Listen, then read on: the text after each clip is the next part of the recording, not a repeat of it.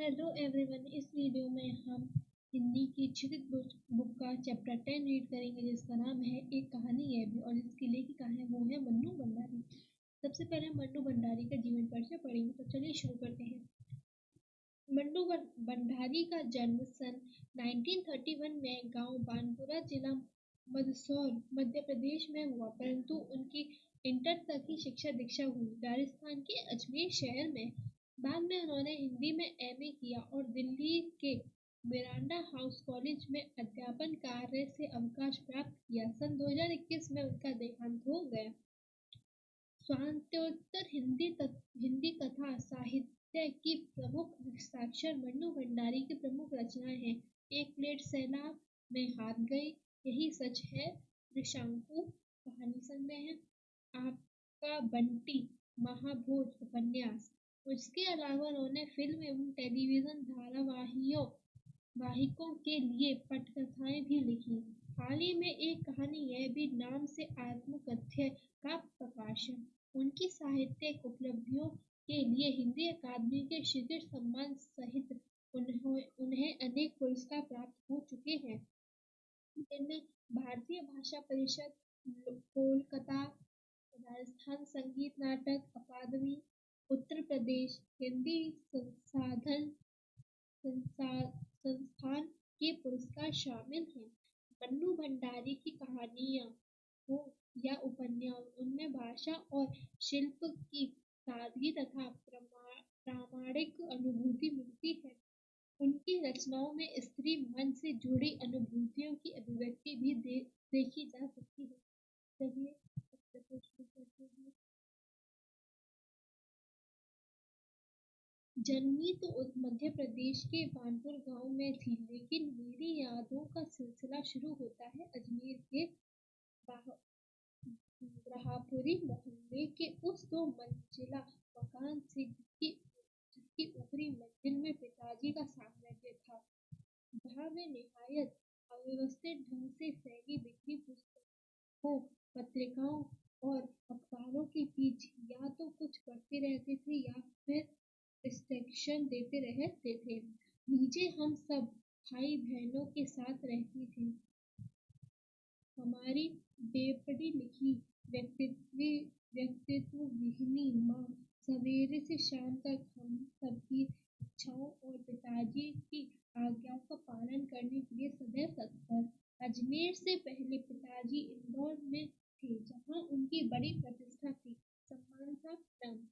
कांग्रेस के साथ साथ में समाज सुधारक के कामों से भी जुड़े हुए थे। शिक्षा के वे केवल उपदेश ही नहीं थे, बल्कि उन दिनों 10 विद्यार्थियों को अपने घर रखकर पढ़ाया है, जिनमें से कई तो बाद में ऊंचे ऊंचे ओहदों पर पहुंचे।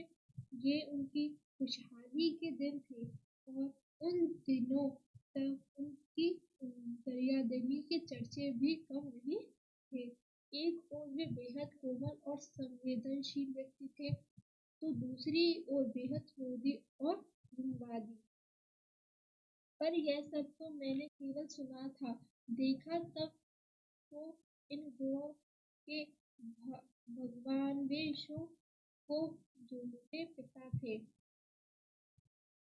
एक बहुत बड़े आर्थिक झटके के कारण वे इंदौर से अजमेर आ गए, जहाँ उन्होंने अपने अकेले के बलबूते और हौसले से अंग्रेजी हिंदी शब्दकोश के अधूरे काम को आगे बढ़ाना शुरू किया, जो अपनी तरह का पहला और अकेला शब्दकोश था।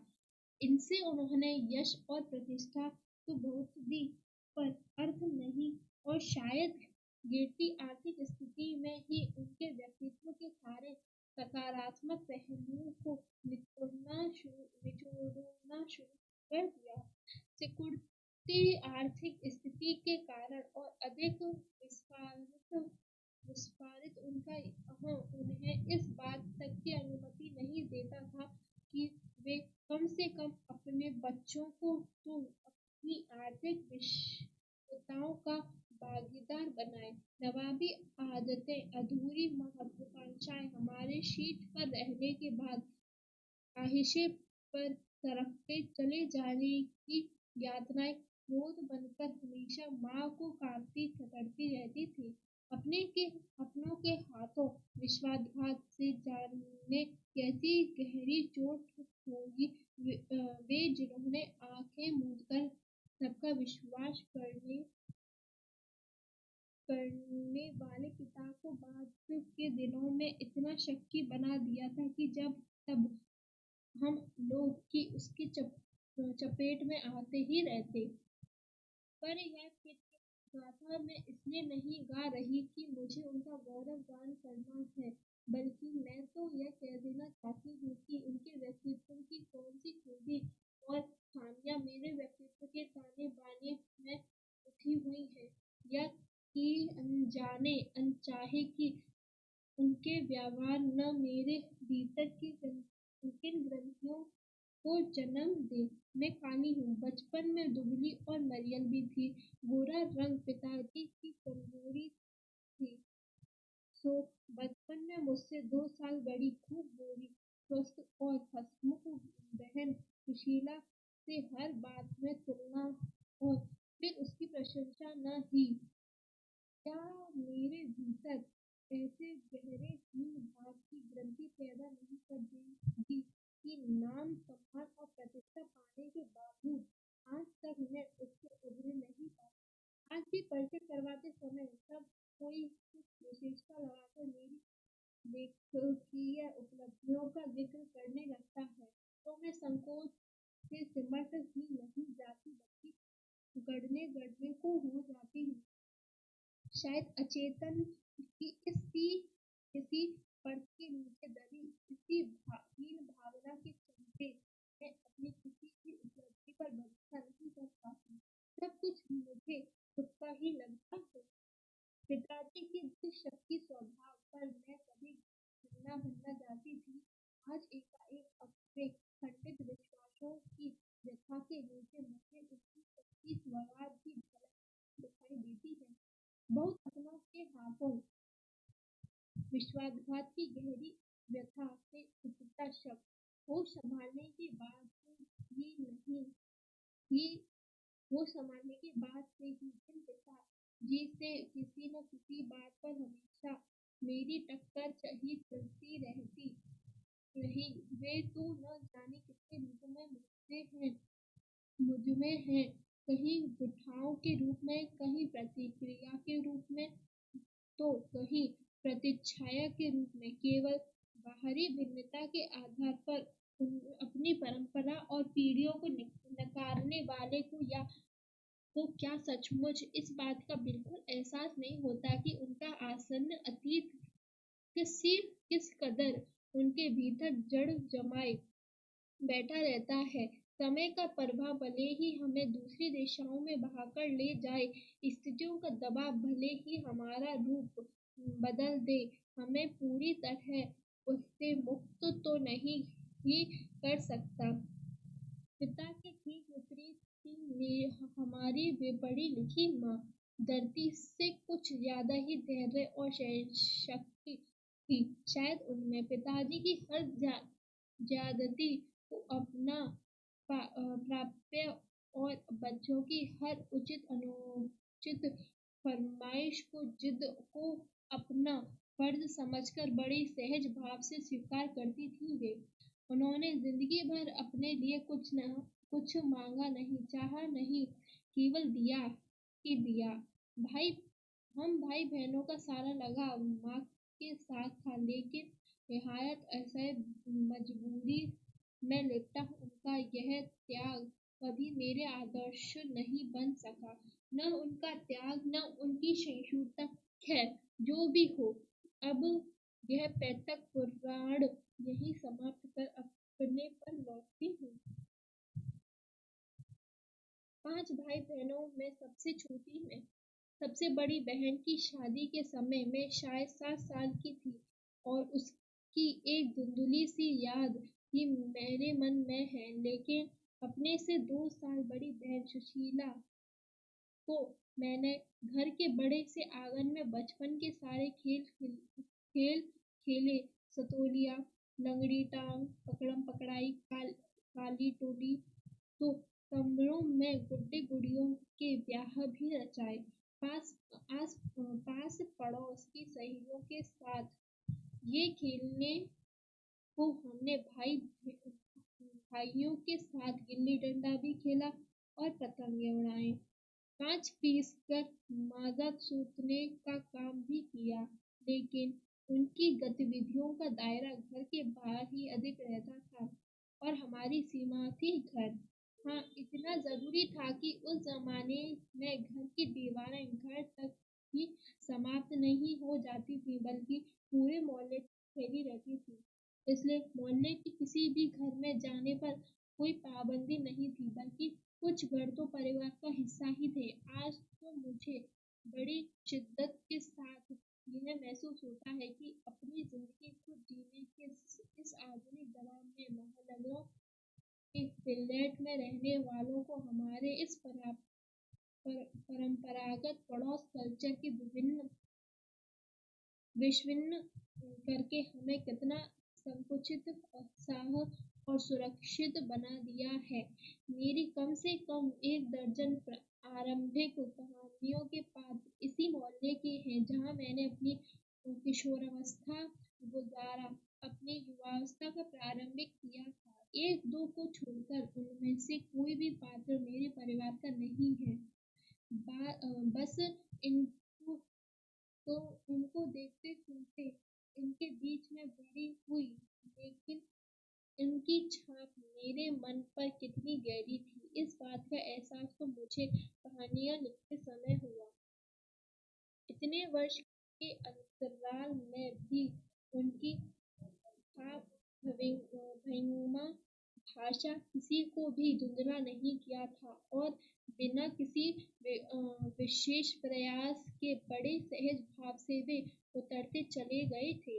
उसी समय के दो साहब अपने व्यक्तित्व की अभिव्यक्ति के लिए अनुकूल परिस्थितियों पाते ही महाभोज में इतने वर्षों बाद कैसे एकाएक जीवित हो थे, यह मेरे अपने लिए भी आश्चर्य का विषय था, एक सुखद आश्चर्य था। उस समय तक हमारे परिवार में लड़की के विवाह के लिए अनिवार्य योग्यता थी। उम्र में 16 वर्ष और शिक्षा में मैट्रिक सन 1944 में सुशीला ने यह योग्यता प्राप्त की और शादी करके कोलकाता चली गई। दोनों बड़े भाई भी आगे पढ़ाई के लिए बाहर चले गए। इन लोगों की छत्र छाया के हटते ही पहली बार मुझे नए सिरे से अपने वजूद का एहसास हुआ। पिताजी का ध्यान भी पहली बार मुझ पर केंद्रित हुआ। लड़कियों को जिस उम्र में स्कूली शिक्षा के साथ साथ सुगढ़ गृहिणी और कुशल पाक शास्त्री बनने के नुस्खे जुटाए जाते हैं, पिताजी का आग्रह रहता है कि मैं रसोई से दूर ही रहूं। रसोई को भी बटियारखाना कहते थे और उनके हिसाब से वहाँ रहना उनकी क्षमता और प्रतिभा को भक्ति में झुकना था। घर में आए दिन विभिन्न राजनीतिक पार्टियों के जमावेड़े होते थे और जमकर बहसें होती थी। बहस करना पिताजी का प्रिय शगुन था।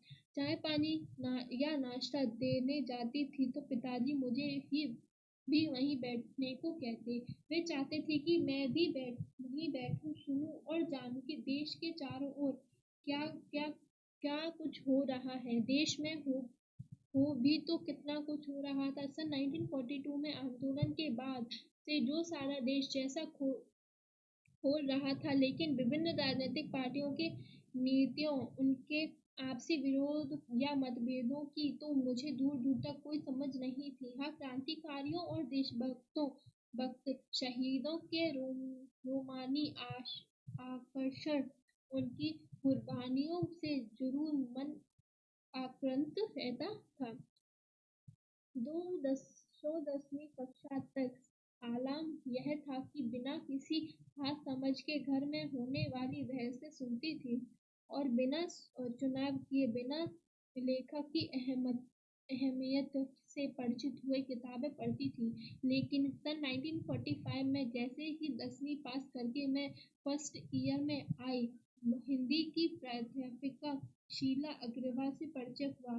सावित्री गर्ल्स हाई स्कूल, जहाँ मैंने खरा सीखा।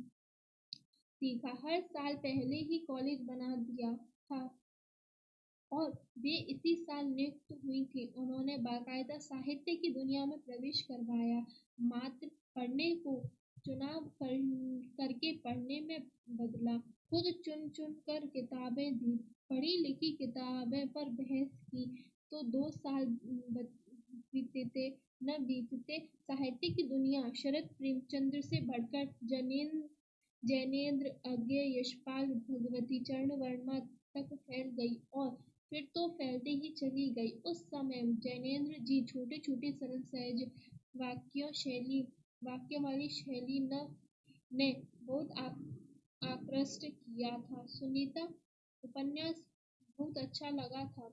अज्ञे जी का उपन्यास शेखर एक जीवन पढ़ा जरूर, पर उस समय वह मेरी समझ के सीमित दायरे में समा नहीं पाया था। कुछ साल बाद नदी के दीप पढ़ा तो उसने मन को इस कदर बांधा कि उसी झोंक में शेखर को फिर से पड़ गई। इस बार कुछ समझ के साथ यह शायद मूल्यों के मंथन का युग था। पाप पुण्य नैतिक अनैतिक सही गलत की बनाई धाराओं के आगे प्रश्न चिन्ह ही नहीं लग रहे थे, उन्हें ध्वस्त किया जा रहा था। इसी संदर्भ में जैनेन्द्र का त्यागपत्र, भगवती बाबू का चित्रलेख पढ़ा और शीला अग्रवाल के साथ लंबी लंबी बहसें करते हुए उस उम्र में जितना समझ सकती थी समझा। शीला अग्रवाल ने साहित्य का दायरा ही नहीं बढ़ाया था, बल्कि घर में चारदीवारी के बीच बैठकर देश की स्थितियों को जानने समझने का जो सिलसिला पिताजी से शुरू किया था, उन्होंने वहां से खींचकर उसे भी स्थितियों की चक्रीय भागीदार में बदल दिया। सन 1946 से 47 के दिन वे स्थितियां उसमें वैसे भी घर में बैठे रहना संभव था भला।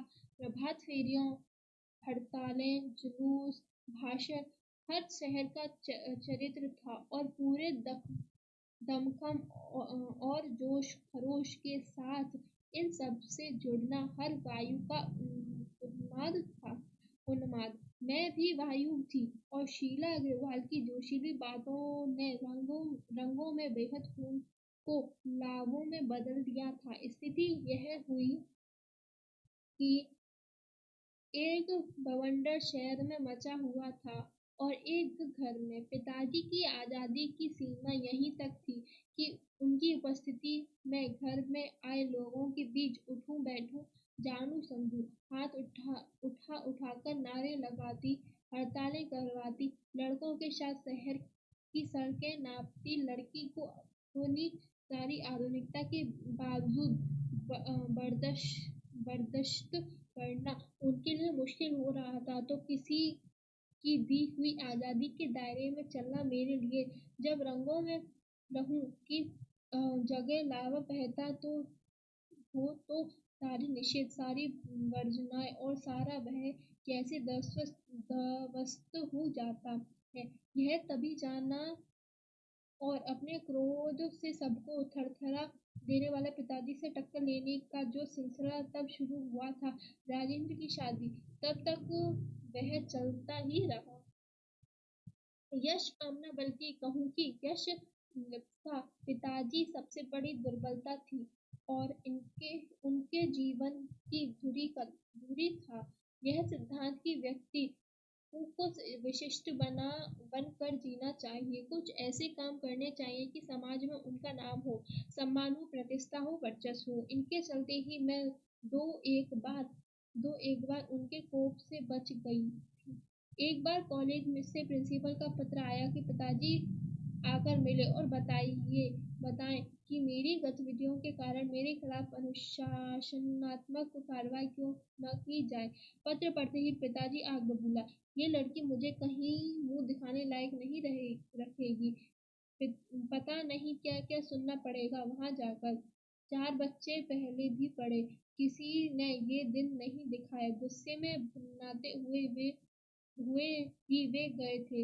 लौटकर क्या कहर बरपा होगा इसका अनुमान था। सो मैं पड़ोस के ही एक मित्र में जाकर बैठ गई। माँ को कह दिया कि लौटकर बहुत कुछ गुबार निकल जाए तब बुलाना। लेकिन जब माँ ने आकर कहा कि वे तो बहुत खुश ही हैं, चली चल, तो विश्वास नहीं हुआ। गई तो सही, लेकिन डरते डरते। सारे कॉलेज की लड़कियों पर इतना रोब है। तेरा सारा कॉलेज तुम 3 लड़कियों के इशारे पर चल रहा है। प्रिंसिपल बहुत परेशान थी और बार बार आग्रह कर रही थी कि मैं तुझे घर बिठा लूं, क्योंकि वे लोग किसी तरह डरा धमकाकर डांट डपकर लड़कियों को क्लासों में भेजते हैं। और अगर तुम लोग का एक इशारा कर दो कि क्लास छोड़कर बाहर आ जाओ, तो सारी लड़कियां निकलकर मैदान में जमा होकर नारे लगाने लगती हैं। लोगों के मारे कॉलेज चलाना मुश्किल हो गया है। उन लोगों के लिए वहां तो जाते समय पिताजी मुंह दिखाने से घबरा रहे थे, और कहाँ बड़े गर्वों से कहकर आए कि यह तो पूरे देश की पुकार है। इस पर कोई कैसे लगा सकता है भला। बेहद गदगद स्वर में पिताजी यह सब सुनते रहे, और मैं अवाक। मुझे न अपनी आंखों पर विश्वास हो रहा था, न अपने कानों पर यह हकीकत थी। एक घटना और आजाद हिंद फौज के मुकदमे का सिलसिला था। सभी कॉलेज, स्कूल, दुकानों के लिए हड़ताल का आह्वान था। जो नहीं कर रहे थे, छात्रों का एक बहुत बड़ा समूह वहां जाकर हड़ताल करवा रहा था। शाम को अजमेर का पूरा विद्यार्थी वर्ग चौपाल पर इकट्ठा हुआ, और फिर हुई भाषणबाजी। इस बीच पिताजी ने एक निहायत दिव्यानुसी मित्र ने घर आकर अच्छी तरह पिताजी की लू उतारी। अरे, उस मन्नू की जो मत मारी गई। पर भंडारी जी, आपको क्या हुआ? ठीक है, आपने लड़कियों को आजादी दी, पर देखते आप जाने कैसे कैसे उल्टे सीधे लड़कों के साथ हड़तालें करवाती है, हुड़दंग मचाती फिर रही है। वह हमारे आपके घर की लड़कियों को शोभा देता है यह सब? कोई मान मर्यादा, इज्जत, आबरू का ख्याल भी रह गया है आपको या नहीं? वे तो आग लगाकर चले गए, और पिताजी सारे दिन भभकते रहे। बस अब रह गया है कि लोग घर पर आकर थू थू करके चले जाएं। बंद करो अब इस मन्नू का घर से बाहर निकलना। इस सबसे बेखबर मैं रात होने पर घर लौटी तो पिताजी के बेहद अंतरंग और विभिन्न मित्र ही नहीं, अजमेर के सबसे प्रतिष्ठित और सम्मानित डॉक्टर अम्बालाल जी बैठे थे। मुझे देखते ही उन्होंने बड़ी गर्मजोशी से स्वागत किया। आओ आओ मन्नू, मैं तो चौपाल पर तुम्हारा भाषण सुनते ही सीधा भंडारी जी को बधाई देने चला आया। Am I am real proud of you. क्या तुम घर में घुसे रहते हो भंडारी जी? घर से निकला करो। You have missed something. और वे धुआंधार तारीफ करने लगे। वे बोलते जा रहे थे, और पिताजी के चेहरे का संतोष धीरे धीरे गर्व में बदलता जा रहा था। भीतर जाने पर माँ ने दोपहर की गुस्से वाली बात बताई, तो मैं राहत से सांस ली। आज पीछे मुड़कर देखती हूँ तो इतना तो समझ में आता ही है कि क्या तो उस समय मेरी उम्र थी, और क्या मेरा भाषण रहा होगा। तो यह तो डॉक्टर साहब का स्नेह था जो उनके मुंह से प्रशंसा बनकर बह रहा था। यह भी हो सकता है कि आज से 50 साल पहले अजमेर जैसे शहर में चारों ओर से उमड़ती भीड़ के बीच एक लड़की का बिना किसी संकोच और झिझक के यूं धुआंधार बोलते चले जाना ही उसके मूल में रहा हो। पर पिता पर पिताजी कितनी तरह से अंतर्विरोध के बीच जीते थे।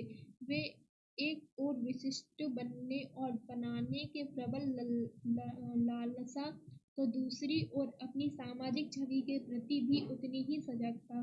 पर क्या यह संभव है? क्या पिताजी को इस बात का बिल्कुल एहसास नहीं था कि इन दिनों का तो रास्ता ही टकराता का है? 1947 के मई महीने में शीला अग्रवाल का कॉलेज वालों ने नोटिस थमा दिया। लड़कियों को भड़काने और कॉलेज का अनुशासन बिगाड़ने के आरोप में इस बात को लेकर हुड़दंग न मचे, इसलिए जुलाई में थर्ड ईयर की क्लासेस बंद करके हम 2 दिन छात्राओं का प्रवेश निषेध कर दिया। हुड़दंग तो बाहर रहकर भी इतना मचाया कि कॉलेज वालों को अगस्त में आखिर थर्ड ईयर खोलना पड़ा। जीत की खुशी पर सामने खड़ी बहुत बहुत भीड़, चिर प्रतिशत खुशी के सामने यह खुशी बिला गई। शताब्दी की सबसे बड़ी उपलब्धि 15 अगस्त 1947।